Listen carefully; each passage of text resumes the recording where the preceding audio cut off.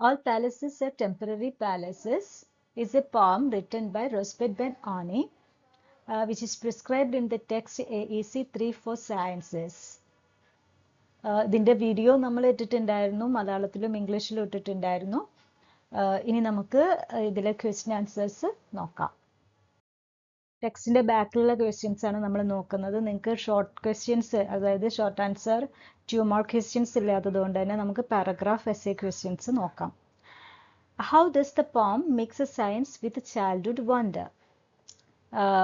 പോം എങ്ങനെയാണ് സയൻസിനെ childhood വണ്ടറുമായിട്ട് mix ചെയ്യുന്നത്? നിങ്ങൾക്ക് അറിയാം, സ്റ്റോറി അറിയാം. സ്റ്റോറി മീൻസ് പോത്തിൻ്റെ പ്ലോട്ട് എന്താണെന്ന് നിങ്ങൾക്ക് അറിയാം. The poem All Palaces Are Temporary Palaces connects scientific ideas with a child's curiosity. ഒരു കുട്ടി അതിൻ്റെ ഓണ്ടിനോട് ക്വസ്റ്റ്യൻസ് ചോദിക്കുകയാണ്. ഓക്കെ, അപ്പോൾ എന്തൊക്കെ കുറേ സയൻറ്റിഫിക് നോളജിനെ പറ്റിയിട്ടാണ് ചോദിക്കുന്നത്. The poet's 6-year-old niece asks about asteroid mining, showing how children naturally wonder about the world. asteroid mining-നെ പറ്റിയിട്ടാണ് ചോദിക്കുന്നത്. അപ്പോൾ നമ്മുടെ പോയറ്റിന് തോന്നുകയാണ്, അയ്യോ കുട്ടികൾ എത്രത്തോളം സയൻറ്റിഫിക്കലി ഇൻക്ലൈൻഡ് ആണ്, അല്ലെങ്കിൽ സയൻറ്റിഫിക്കലി ഇൻസ്പയർഡ് ആണെന്നുള്ളത്. The poet answers by introducing ideas like pentaquarks and antiquarks, making complex science part of everyday thinking. പെൻറ്റാക്വാക്ക്, ആൻറ്റിക്വാക്ക് എന്നൊക്കെ പറഞ്ഞിട്ട്, അതായത് ഇലക്ട്രോണിനെയും സബ്ഡിവൈഡ് ചെയ്ത പാർട്ടുകളാണ് പെൻറ്റാക്വാക്കും ആൻറ്റിക്വാക്കും ഒക്കെ. അത് മുതൽ യൂണിവേഴ്സ് എന്ന് പറഞ്ഞു വെച്ചാൽ എൻഡ്ലെസ് ആണ്. അപ്പോൾ വളരെ കോംപ്ലക്സ് ആണ് നമ്മുടെ യൂണിവേഴ്സ് അല്ലെങ്കിൽ സയൻസ് എന്ന് പറഞ്ഞു കഴിഞ്ഞാൽ. Instead of making science seem distant or difficult, the poem treats it as something magical and full of wonder. Science is very wonderful, or the nature is also very wonderful.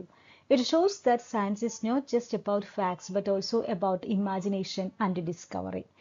കുറേ ഫാക്റ്റുകൾ നിരത്തി വെക്കുകയല്ല science എന്ന് പറഞ്ഞു കഴിഞ്ഞാൽ, അത് കുറേ ഇമാജിനേഷനും ഡിസ്കവറിയും എല്ലാം കൂടെ ഒത്തുചേർന്നതാണ്. The poem suggests that learning about the universe does not take away its beauty but makes it even more amazing.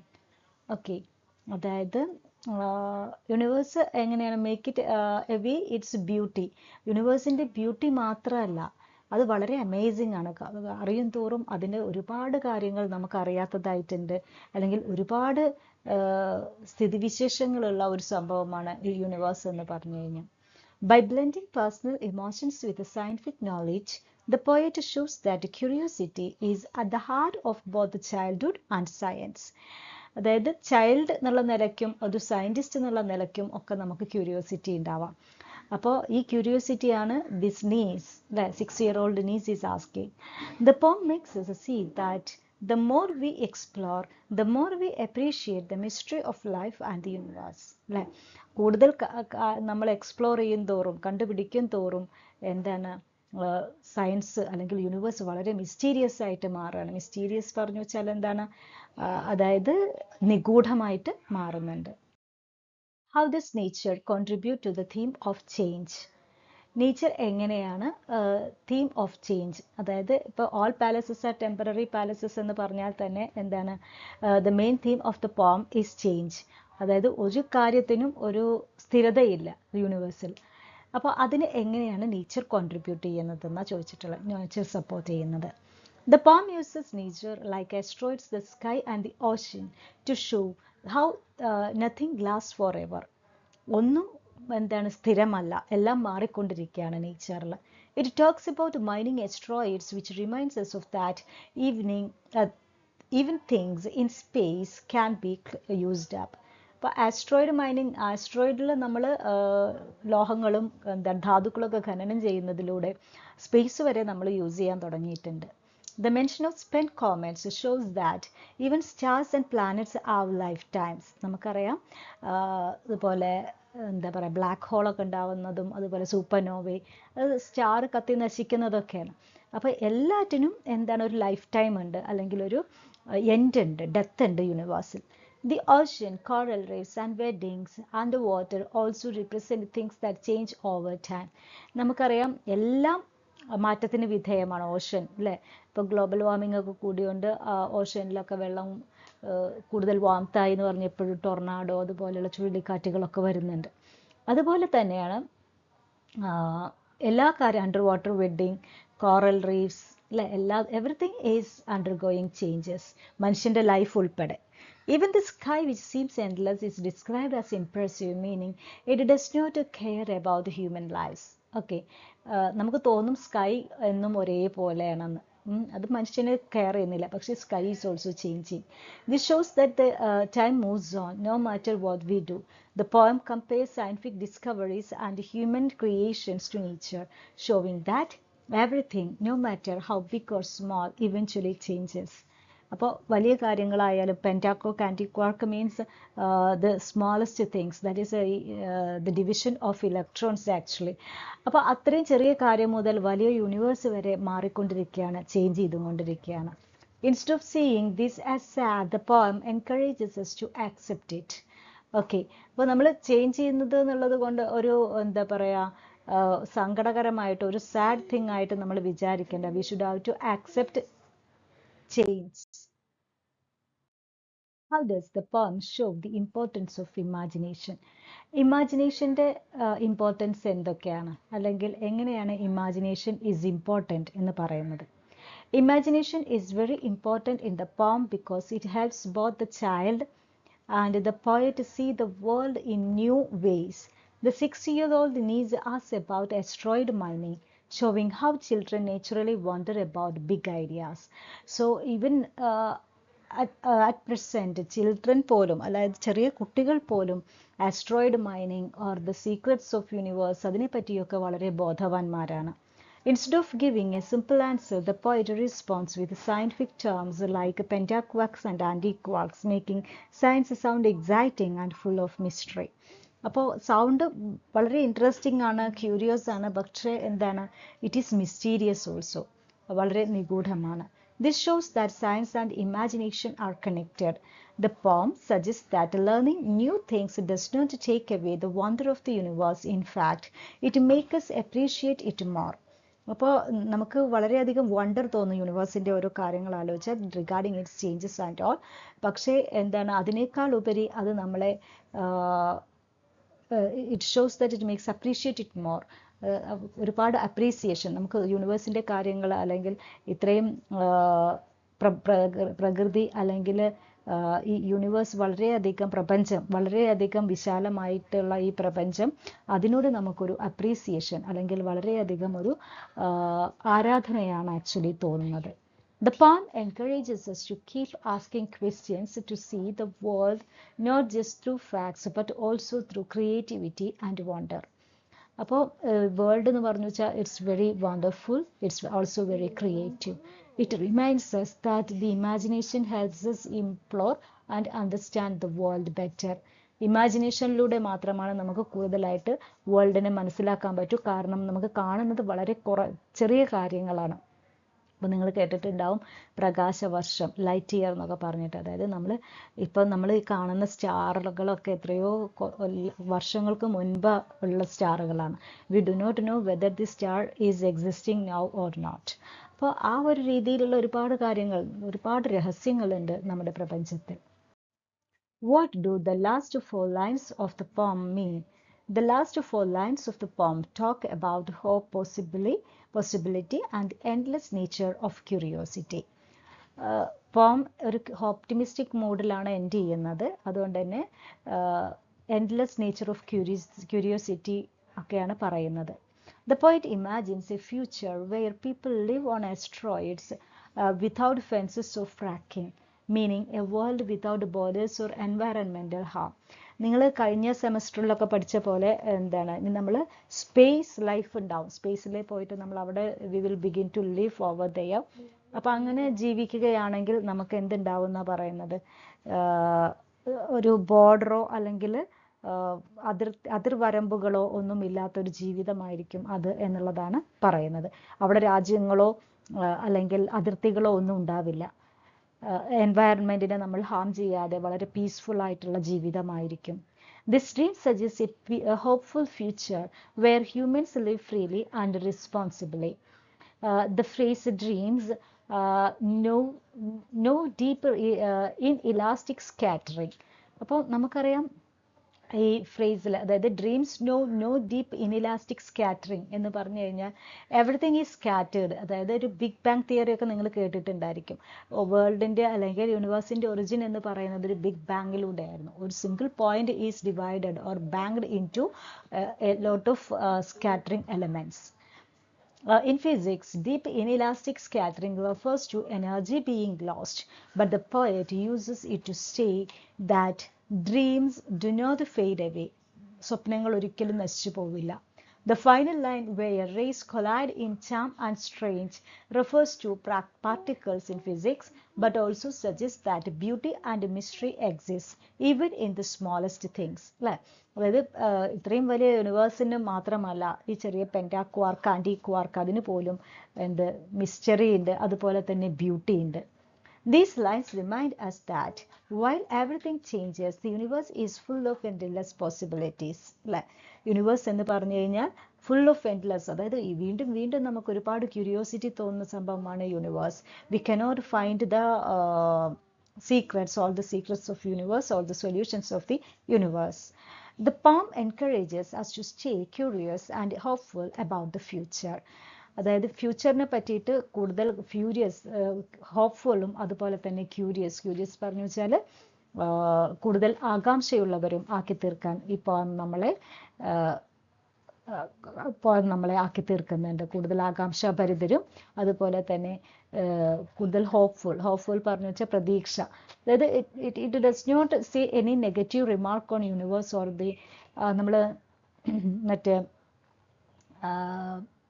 That is ഇൻഫിനിറ്റിയിൽ നമ്മൾ പറഞ്ഞു, ട്രിപ്പ് ടു ഇൻഫിനിറ്റി എന്നുള്ള ഡോക്യുമെൻ്ററിയിൽ നമ്മൾ കണ്ടതാണ് എന്താണ് universe will end one day. അപ്പോൾ അത് കാണുമ്പോൾ നമുക്ക് ഒരു ഭയം ഉണ്ടായിരിക്കും, ഒരു negative effect will be there in our mind while watching that documentary. പക്ഷേ ഇവിടെ വളരെ ഓപ്റ്റിമിസ്റ്റിക് ആയിട്ടാണ് പോം എൻഡ് ചെയ്യുന്നത്. Oni blends scientific concepts with poetic language to create sense of awe. അപ്പോൾ ഇവിടെ പോയറ്റിക് ലാംഗ്വേജും അതുപോലെ സയൻറ്റിഫിക് കോൺസെപ്റ്റുകളും തമ്മിലുള്ള ബ്ലെൻഡിങ് ആണ് ബെൻ ഓനി നടത്തുന്നത്. റോസ്ബെറ്റ് ബെൻ ഓനീസ് പോം All Palaces Are Temporary Palaces mixes science with poetry to create a feeling of wonder. She does not present science as just facts and theories. Instead, she makes it emotional and beautiful.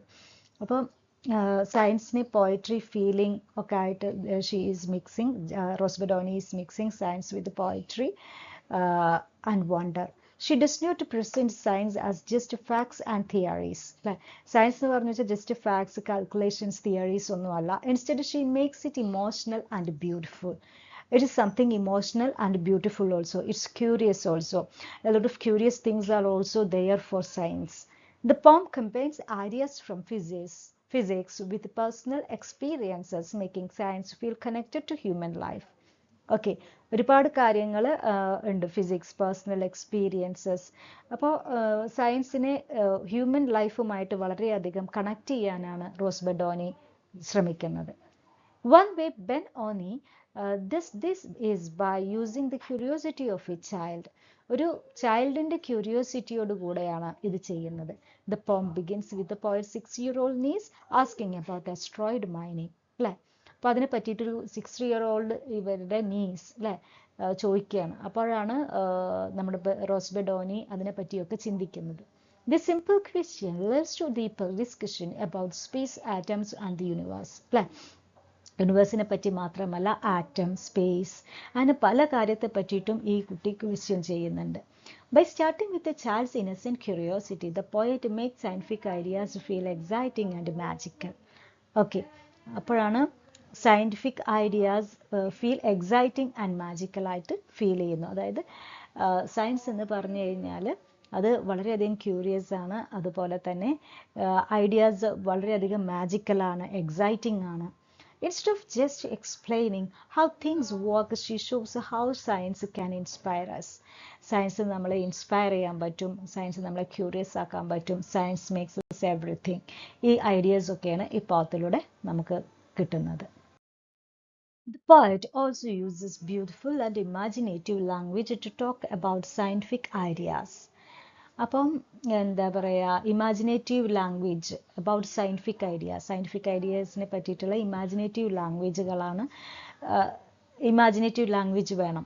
അതായത് നമ്മൾ Einstein തന്നെ പറഞ്ഞിട്ടുണ്ട്, knowledge is limited, imagination encircles the world. Imagination ഉണ്ടെങ്കിലേ നമുക്ക് ഒരുപാട് കാര്യങ്ങൾ കണ്ടുപിടിക്കാൻ പറ്റുള്ളൂ, അല്ലെങ്കിൽ scientific discovery or invention are possible only with imagination. She mentions concepts like pentaquarks and antiquarks, which are tiny particles in physics. Normally, these ideas seem complicated, but she presents them in a way that makes them feel mysterious and full of wonder. നമുക്ക് കാണാൻ പറ്റാത്ത സംഭവങ്ങളാണ് anti quark, പെൻറ്റാക്വാർക്ക് എന്നൊക്കെ പറഞ്ഞു കഴിഞ്ഞാൽ. അതൊക്കെ എന്താണ്, which increases the wonder of science. She describes the universe in a way that makes readers feel how vast and incredible it is. അല്ലേ? ഈ യൂണിവേഴ്സ് വളരെ വാസ്റ്റ് ആണ്, വിശാലമാണ്, നമുക്ക് ചിന്തിക്കാൻ പറ്റാവുന്നതിലും അപ്പുറത്താണ് യൂണിവേഴ്സിൻ്റെ ഒരു വലുപ്പം എന്ന് പറഞ്ഞു കഴിഞ്ഞാൽ. ഇപ്പോൾ ഈ ആൻറ്റി ക്വാർക്ക്, പെൻറ്റാക്വാർക്ക് എന്ന് പറഞ്ഞാൽ നമുക്ക് കാണാൻ പറ്റില്ല എന്ന് പറഞ്ഞ പോലെ യൂണിവേഴ്സും നമുക്ക് കാണാൻ പറ്റില്ല മുഴുവനായിട്ട്, because of its size. Another important idea in the poem is that nothing lasts forever. പിന്നെ temporary, that is short liveness of nature. അപ്പോൾ ഒന്നും പെർമനൻ്റ് അല്ല ഈ ലോകത്ത്. Even stars burn out and even great scientific discoveries may change over time. സ്റ്റാർസൊക്കെ എന്താണ്, കത്തി നശിക്കാം അല്ലേ? നമുക്കറിയാം ബ്ലാക്ക് ഹോൾസൊക്കെ അങ്ങനെ ഉണ്ടാവുന്നു, സൂപ്പർനോവ നമ്മൾ പഠിച്ചതാണ് ഇപ്പോൾ. അപ്പോൾ സ്റ്റാർ എന്നുള്ള സ്റ്റോറിയിൽ നിങ്ങൾ കേട്ടിട്ടുണ്ട്.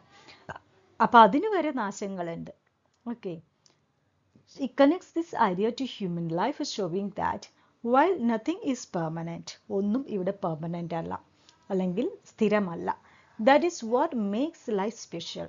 Instead of being afraid of change, the poem encourages us to see beauty in the fact that everything is always evolving.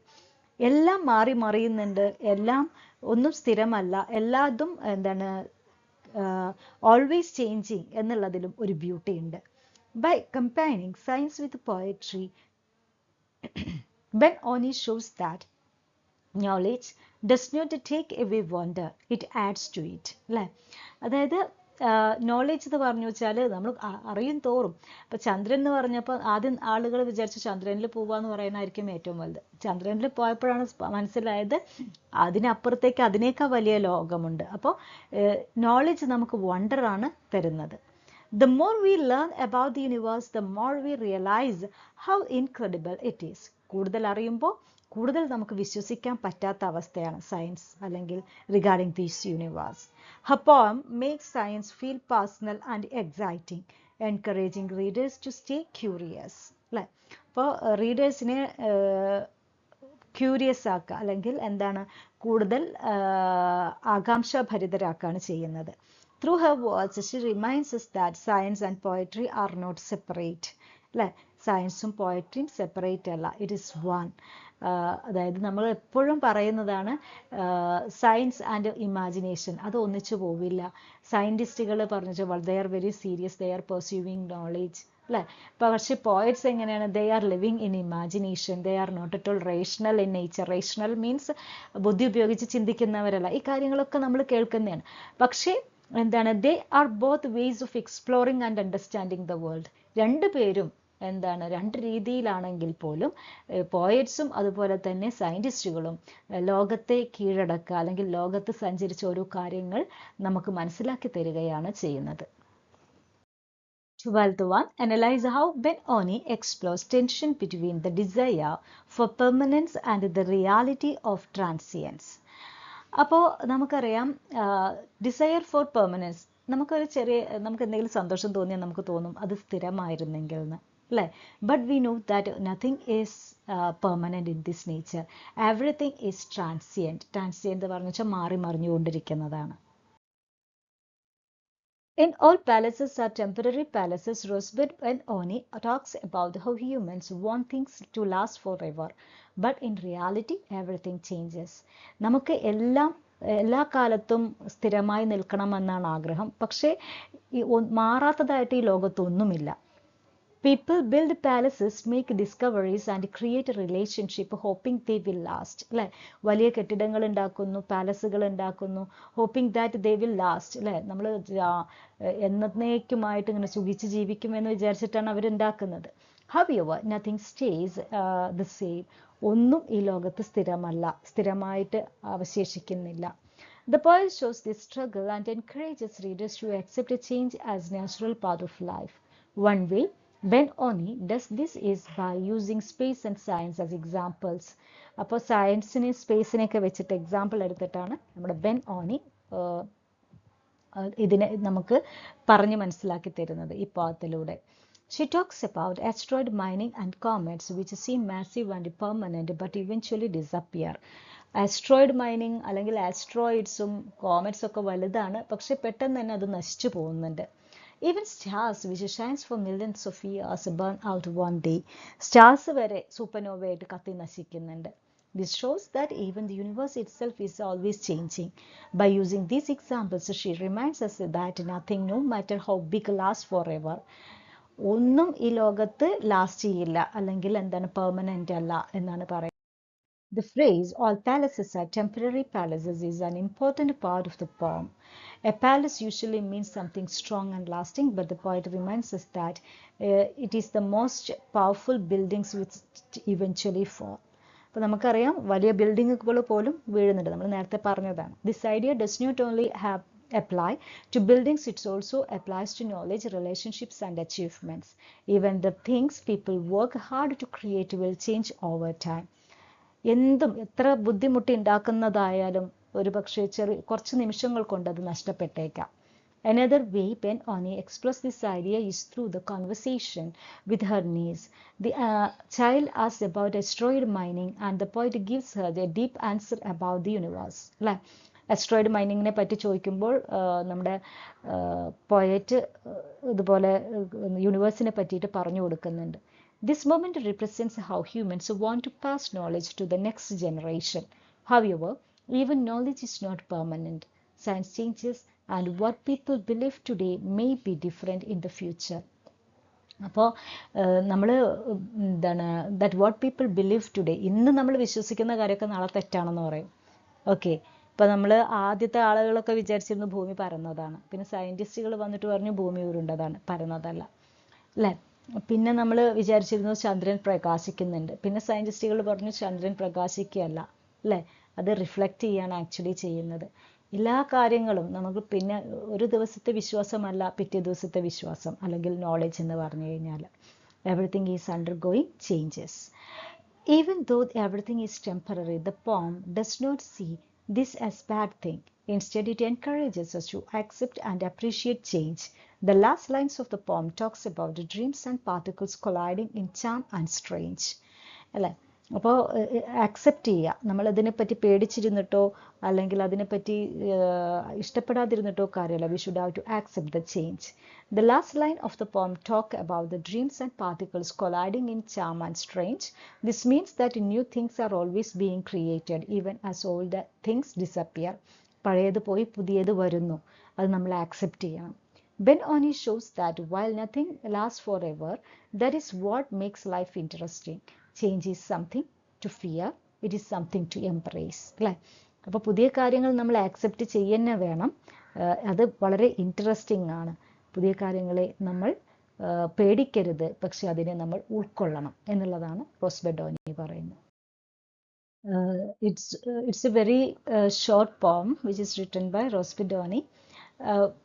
കുറേ സയൻറ്റിഫിക് തീംസും അതുപോലെ തന്നെ സയൻറ്റിഫിക് എലമെൻറ്റ്സ് ഒക്കെ വെച്ചിട്ടാണ് ഈ പോം അവർ എഴുതിയിട്ടുള്ളത്.